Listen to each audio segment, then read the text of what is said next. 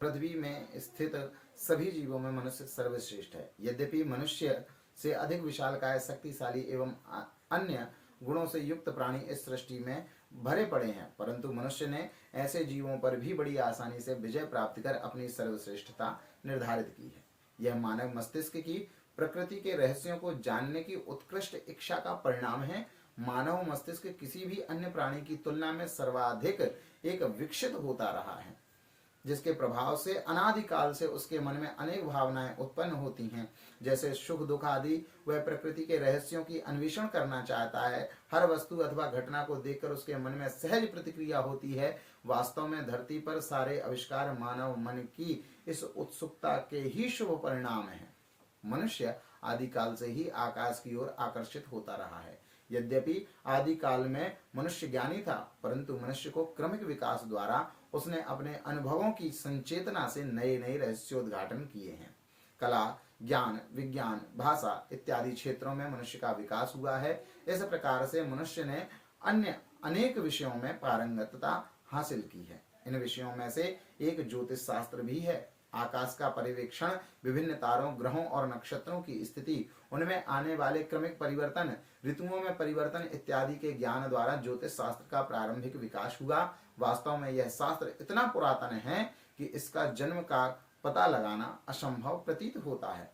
मनुष्य की सभ्यताओं और ज्योतिष विज्ञान का विकास समानांतर रूप से होता रहा है। सरल शब्दों में ज्योतिष शास्त्र को निम्न संस्कृत श्लोक से परिभाषित किया जा सकता है कि ज्योतिषा सूर्यादि ग्रहाणाम बोधकम शास्त्रम।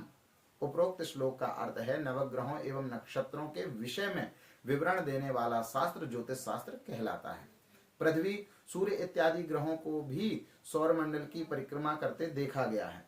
पृथ्वी पर सूर्य और अन्य तारों की किरणें आती हैं, उनका प्रभाव मानव जीवन को स्पष्ट रूप से प्रभावित करता है। इन प्रभावों का अध्ययन ज्योतिष शास्त्र में किया जाता है। ग्रहों की स्थिति के सूक्ष्म अध्ययन से प्रत्येक व्यक्ति के जीवन में शुभ और अशुभ और महत्वपूर्ण घटनाओं के विषय में पहले से समझा और जाना जा सकता है। ज्योतिष शास्त्र की संरचना में समय के साथ एवं मानव के क्रमिक विकास द्वारा अनेक बड़े परिवर्तन आ चुके हैं।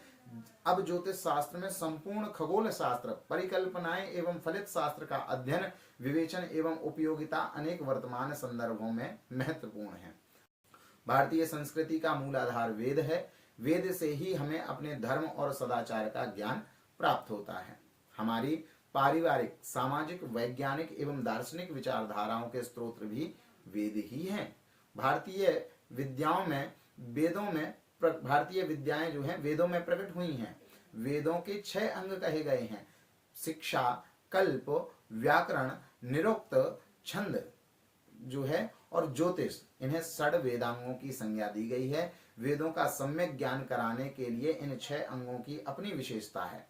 मंत्रों के उचित उच्चारण के लिए शिक्षा का, शब्दों के रूप ज्ञान के लिए व्याकरण का, अर्थ ज्ञान के निमित्त शब्दों के निर्वचन का के लिए निरुक्त का, एवं वैदिक छंदों के ज्ञान हेतु छंद का और अनुष्ठानों के उचित काल निर्णय के लिए ज्योतिष का उपयोग मान्य है। वेदों का प्रवर्तन यज्ञों के सम्यक संपादन के लिए हुआ है। वे यज्ञ भी काल के सम्यक ज्ञान होने पर ही यथाविधि संपन्न होते हैं। यह ज्योतिष शास्त्र काल का विधायक है, अतः जो ज्योतिष को जानता है वह सब कुछ जानता है। वेदों में तथा अन्य विद्याओं में काल विशेष पर आधारित जो कर्म, धर्म, कर्मादि निर्दिष्ट हैं, वे सभी जिस विद्या के प्रभाव से सिद्ध होते हैं, वे के चक्षु स्वरूप उस ज्योतिष की इस संसार में जय हो। अर्थात ज्योतिष शास्त्र को वेदों के नेत्रों की संज्ञा दी गई है और इसी कारण से इसकी वेदों में भी महत्ता बताई गई है। जो एक आसन पर स्थित होकर के ध्यान में निमग्न रहते हैं, केवल जल तथा वायु का भक्षण करने वाले हैं, सभी प्रकार के संग्रहों का परित्याग किए हुए हैं, ऐसे मोक्षार्थी मुमुक्षु जन भी जब ग्रह नक्षत्र की गणना करने वाले देवज्ञ से भूत भविष्य की जिज्ञासा करते हैं, तो फिर जो दिन रात अर्थ चिंता परायण रहते हैं, उनके विषय में क्या ही कहा जा सकता है। अर्थात वे ज्योतिर्विद के पास जाएं तो इसमें क्या ही आश्चर्य है।